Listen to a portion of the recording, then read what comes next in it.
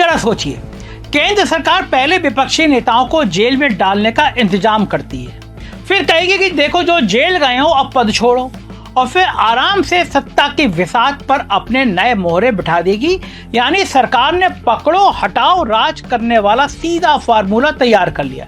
मैं कह रहा हूं ये शुरुआत है।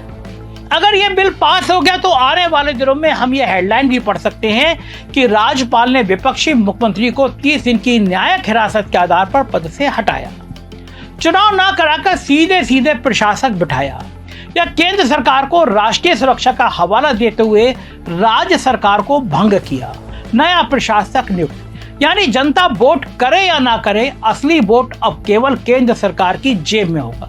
मुझे मालूम है कि रील के इस दौर में आपकी मेमोरी कमजोर हो गई है, इसलिए आपको थोड़ा याद दिला देता हूँ। दिल्ली के मुख्यमंत्री अरविंद केजरीवाल कितनी एजेंसियों से डराया गया, ईडी, सीबीआई, कोर्ट, जेल सब इस्तेमाल किया गया, लेकिन जब उन्होंने इस्तीफा देने से मना कर दिया तब दिल्ली की सरकार गिरा नहीं पाए।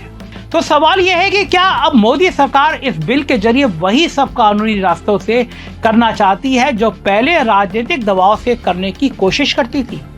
विपक्ष चीख चीख कर कह रहा है कि पहले हम वेंटिलेटर पर लिटा दिया गया हमें, और अब वेंटिलेटर का स्विच भी ऑफ करने की तैयारी है। इस कानून से ऐसा होगा कि आप जिसको जिताओगे वो 30 दिन की न्यायिक हिरासत में चला जाएगा, और जिसे जनता ने वोट नहीं दिया वही राज्य का मालिक बन जाएगा। वाह मोदी जी वाह, एक ही तीर से दो शूट। विपक्षी राज्य का मुख्यमंत्री जेल में आटा पीसिंग और जनता विपक्ष को मिसिंग।